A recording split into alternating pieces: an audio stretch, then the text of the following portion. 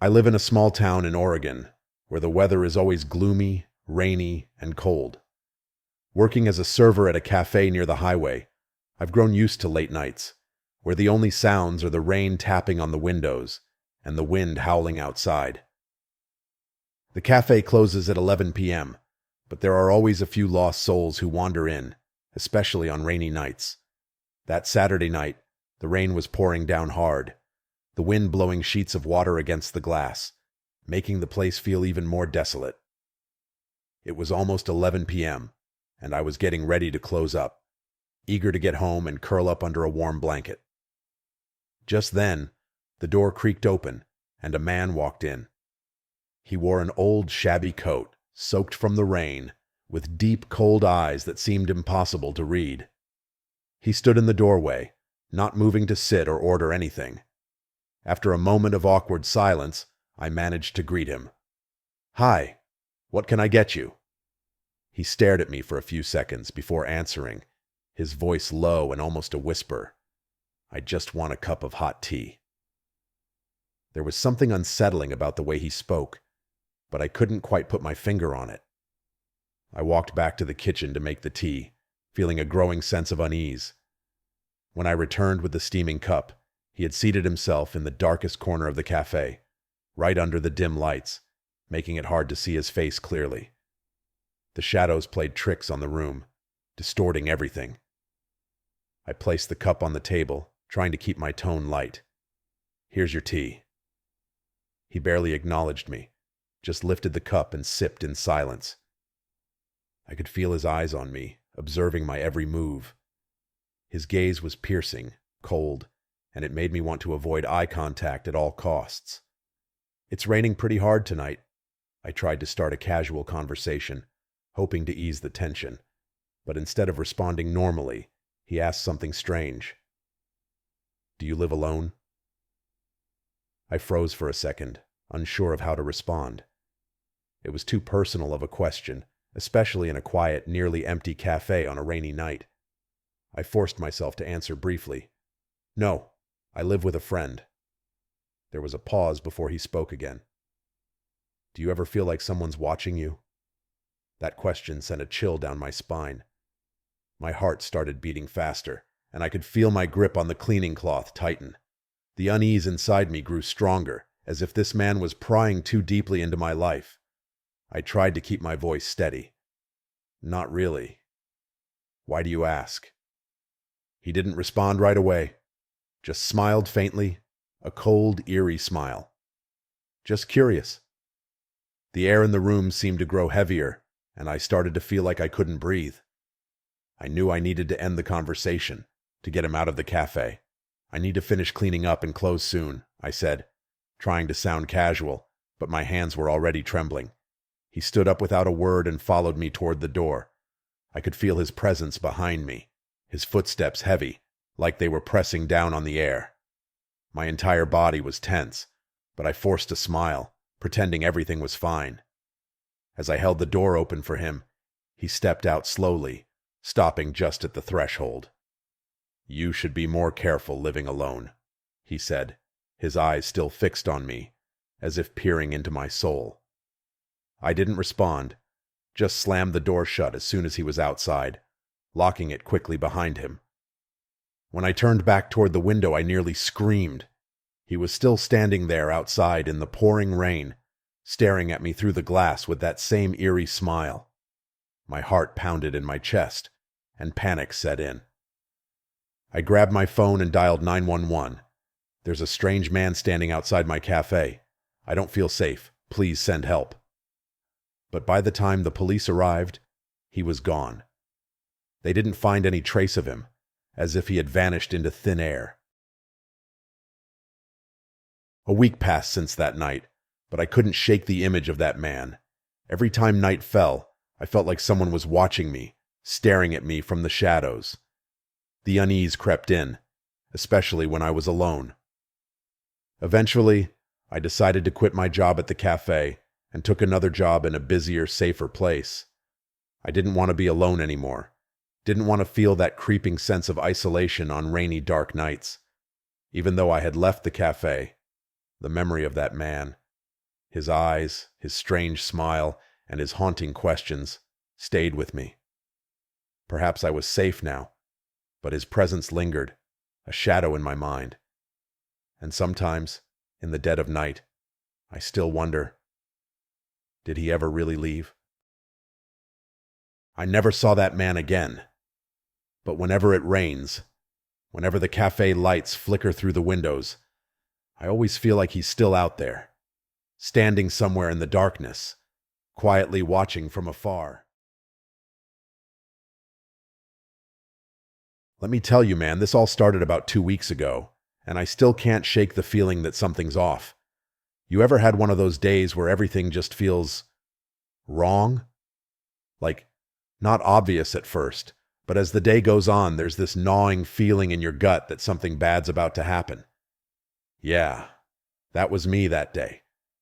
It was a pretty normal shift at the amusement park. Nothing special. I'd been working there for a little over a year, doing the usual.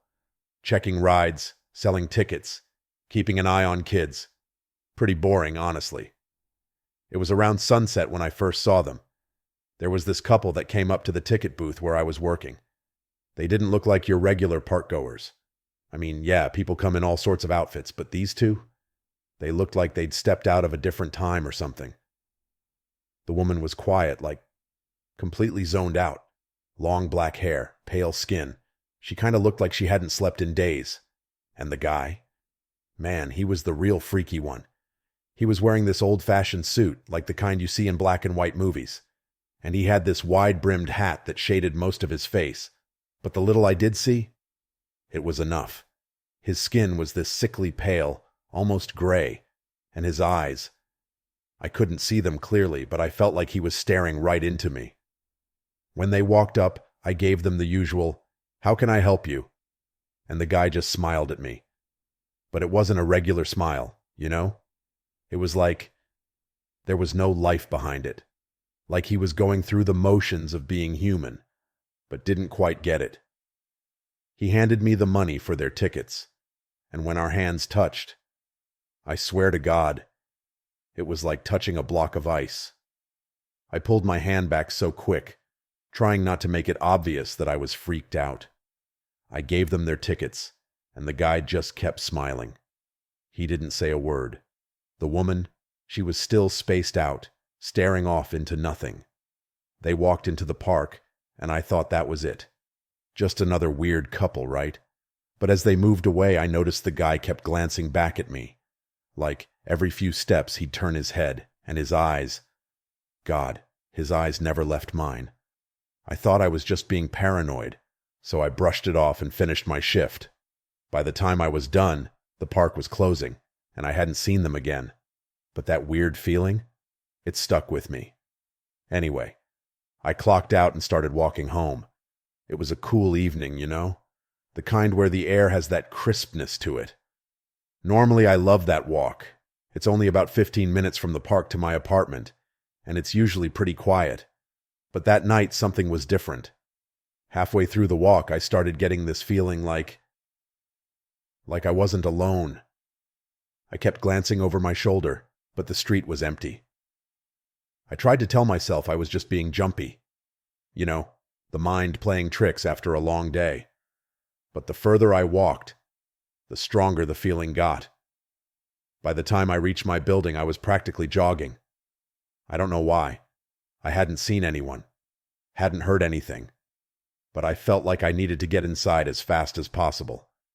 I fumbled with my keys at the door, my hands shaking for no reason. When I finally got in, I slammed the door behind me, locked it, and just stood there, trying to calm my racing heart. That's when I noticed the curtains in my living room were open. Now I always keep those closed when I'm not home. It's just a habit. But there they were, wide open, and outside, the street lamp cast this pale light across the window. My heart was pounding, but I walked over, thinking maybe I'd just forgotten that morning. I wish I hadn't looked out. Standing under the street lamp, right outside my window, was him. The guy from the park. Same suit, same hat. Just standing there. And he was looking right at me. I swear, my blood turned to ice. For a second, I couldn't move. It didn't even feel real. I mean, how did he get there? Why was he there? I wanted to believe I was imagining it, but I wasn't. I took a step back, and my foot hit the coffee table, making a loud thud. That's when the guy did the creepiest thing. He raised one hand slowly and placed it on the window. I couldn't see his face clearly because of the hat, but I knew he was watching me. "Hey, what the hell do you want?" I shouted, trying to sound tough, but my voice cracked a little. No answer.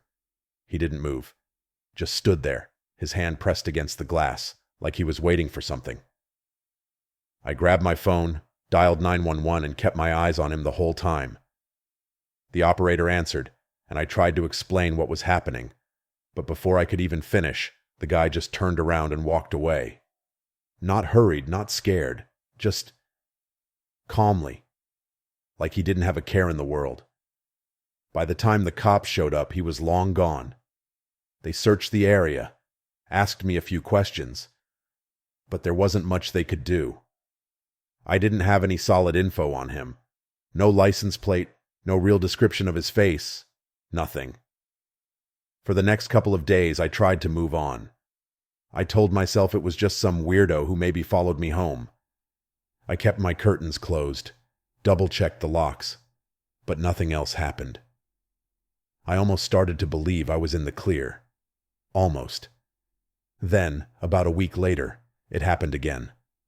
I was walking home from work, and when I turned the corner to my street, I saw him, standing at the far end under the same damn street lamp.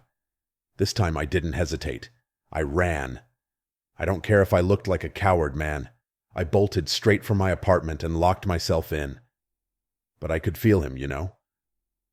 Even inside, with the door locked, I felt like he was still watching. And then, just as I was about to try calling the cops again, I heard this whisper. Faint, but clear enough that I knew it wasn't in my head. "I'm always watching. I haven't seen him since that night, but I know deep down he's still out there.